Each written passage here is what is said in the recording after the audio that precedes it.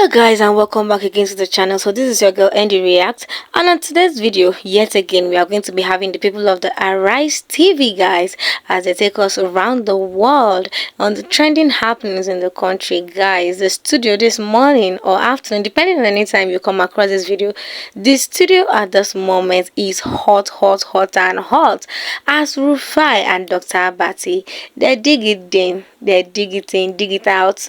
See, just stay tuned. Let's take a look, guys. But you know I always represent. Yes. Today is Democracy Day. Yes. Happy Democracy Day to all our viewers. Well, good morning to you, viewers. As today, May 29th, marks the second anniversary of President Bola Ahmed Tinubu in office, the State House has released a special documentary highlighting his achievements. Here's a snippet. Well, all right, I can't wait to watch that documentary. I know the full 1-hour documentary will air today, right here on Arise News between 5 and 6 p.m. So viewers, stay tuned.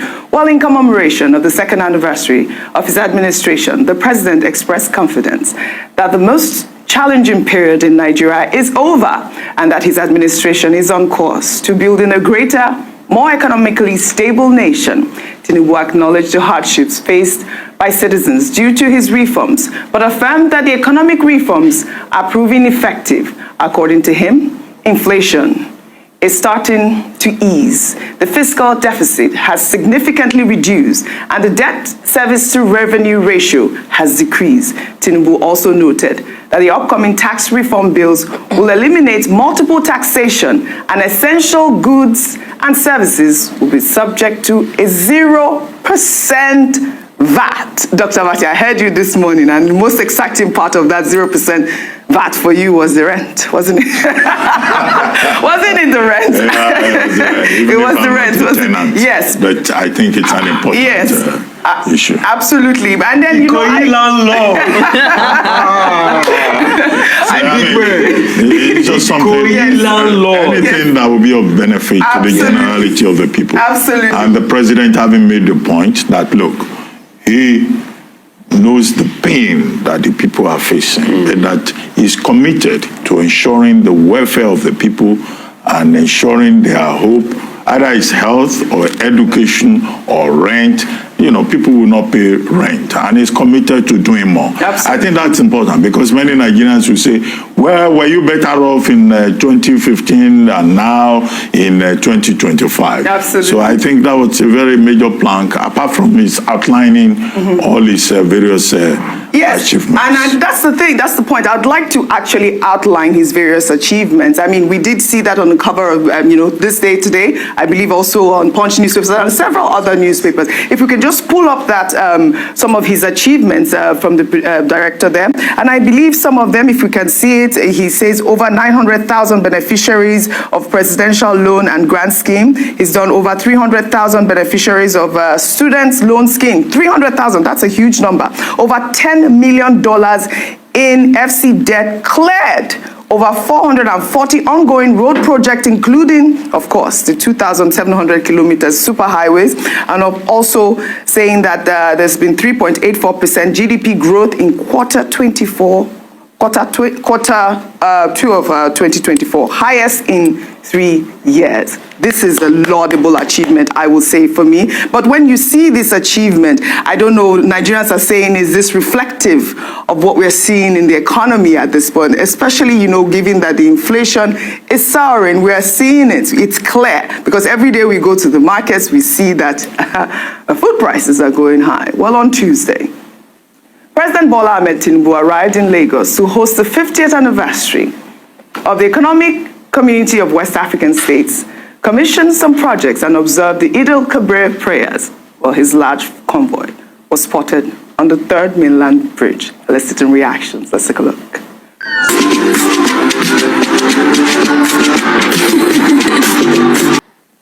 I always highlight these convoys. Anytime the president's convoy is spotted, I always highlight it, and the only reason is because I'd like for the government to patronize ours. As we see there, we're seeing, Land Cruisers, we're seeing all of these foreign vehicles. I will continue to highlight it. We have not, we have innocent. Please, the presidency, we would love for you to of course, support our own. You're spot on, Audrey. Yes. We have Nord, we have Innoson, Yes. we have Nigerian car makers. We should patronize them. But most importantly, why the excess? Why the waste? If you go and look at the British Prime Minister of an economy that is worth trillions, would you see this level and this number? I mean, these are the optics that people, that put people off.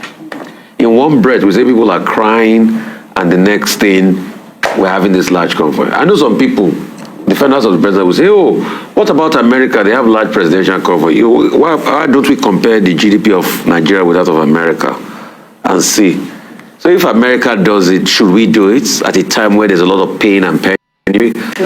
Over double-digit inflation rate in the country, and some of the successes, yes, but there are a lot of also many K-legs, like they say in local parlance. You were talking about Nelfon, for instance. Vimbai was making a point about institutions today. Since the ICPC muted something that, there are some discrepancies in the Nelfon, we've not had a finality on it.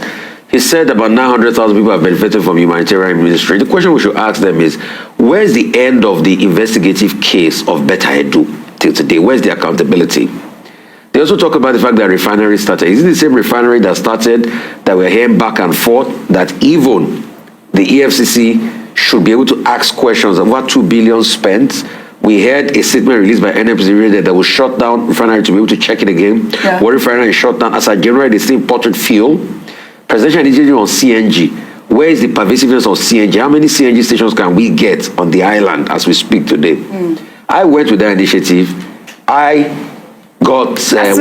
CNG car. 29th marks the second anniversary of President Where's Bola Ahmed Tinubu in the office. The State availability House has released a CNG special car? document. So, I mean, this it's a mixed story, and I'm just saying the both parts of it. The food initiative. Money for, they are going to open up the border for food and everything, and all of that. Vimbai always talks about gradualism, and you said subsidy gone. What you told us then, that the money saved from subsidy will be used to be able to reflate the economy. Today, we are taking a lot of loans. Over 45 trillion, about 45 trillion now is what we want to take. We've taken so many loans. We celebrated the COVID-19 loan by IMF, but we have taken more loans at the same time.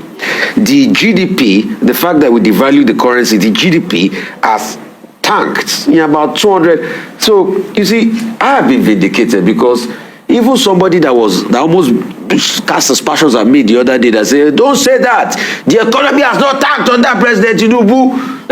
You badly brought up little boy. Don't say that. He came on Dr. Abati's show, and he repeated everything. In fact, he even said it better than me. All right. With renewed vigor. All right.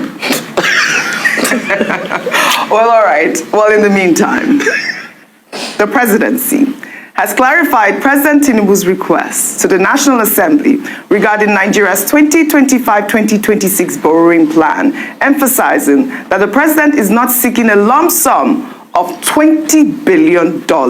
Well, according to the special assistant to the president on social media, Dada Olusegun, the document sent to the National Assembly details a comprehensive 2-year framework for both federal and state government external financing. He also stated that the framework includes a proposal for the federal government to raise $2 billion domestically for infrastructure, adding that National Assembly approval does not mean automatic disbursement or full utilization of the entire amount. Vimbai, we saw the story trending. It's good that the presidency has clarified it, because obviously when we saw that amount, $20 billion, and only a few weeks ago they said they've cleared the debt of the IMF, you wonder, like, why is it? But now they're saying it's not just for the federal, it's also for the state, and the state needs support from the federal in order to borrow, internationally as well. Your take on this? Oji, I don't think it makes a very big difference. This is almost just, it's us. There's a popular term called mansplaining. Right. When you're trying to explain something in different terms, or maybe in more palatable words. Because in essence, everybody is going back to the METF, medium term, MTEF document 2025-2020. Expenditure Framework. MTEF, yes, for 2025 to 2027. And the parameters stated within that document. But the concern concern around that document for me really is the fact that some of the assumptions, most of the assumptions that we've used to come up with our calculations are already null and void. So for example, we're using a $75 peg on oil. We're using over 2 million barrels per day projection for oil output. We're using an exchange rate of 1,400. So yes, as much as what is happening here, to put it in very plain terms, is that the president is saying that I need to be given room to borrow up to this amount. But let's look at the likelihood that we will borrow that amount. And I think that's where the conversation is really happening. What is the likelihood of that this debt ceiling will be reached, and what will it be used for? So in essence, we're still saying the same thing, is that the reality has now dawned on us that we will struggle to make it through the next couple of years without aggressive borrowing. So yes, this clarity is important because it's not a single loan that's, that is being applied for, that's being dispersed, but ultimately it's saying that over the next couple of years, this is an assumption or a projection of the borrowings that will need room to make. So it seems to me different sides of the same coin. It's $20 billion, isn't it? Well, in the same vein, according to Budget, a civil society organization, the National Assembly inserted 11,122 projects into the 2025 federal government budget, totaling 6.93 trillion naira. Among these projects, street lights received the largest allocation of 393.29 billion naira for, guess what, 1,477 units. Based on this figure, it is estimated that one street light will cost a staggering 266 million naira. Can you beat that, Dr. Abati? Can you beat that? Let me take this WhatsApp comment that has been flying around. This person wrote, with the amount of street lights in this 2025 budget, Nigeria is supposed to be the light of the world. 1,477 street lights for 393.29 billion. That's 266 million per light. Are we installing the sun, Dr. Abati? Are we installing the sun? But there are other projects as well. Are we installing the sun? Yes. Part of the problem we have with the budgeting process is that the National Assembly, yes, they have oversight because it's an appropriation bill, which will be considered by the National Assembly. They then put their own issues into it, constituency projects, political projects. Now you are isolating the issue of street lights. Where are these street lights that they have been budgeting for a very long time? If you look at the breakdown by budget, you will see something called boreholes. Yes, 500 and they are spending billions of naira to build boreholes. 114.53 billion naira on boreholes alone. Where are these boreholes? Empowerment of traditional rulers, 6.74 billion. 32 traditional rulers. We have more than 32 traditional rulers in this country. If they are empowering traditional rulers, is a traditional ruler of Umukwata. I know him. On that list. I'm going to. Is he on that list? Is he going to get out of the 6.74 billion? And why are they empowering traditional rulers who are the direct responsibilities of the local government authorities, the Ministry of Local Government in those states? So some of these things are the reasons why Nigerians get really exasperated. Provision for security vehicles. If we check that budget for 2026, they will still make provision for security vehicles. Then you ask yourself, what happened to the security vehicles they bought last year? They will still make provision for boreholes. Is it that these boreholes just disappear after 1 month? And then they will still make provision for all kinds of projects. The whole thing about budget, which is an NGO, is about transparency and accountability. Which then takes me quickly to the statement by Dada Olusegun.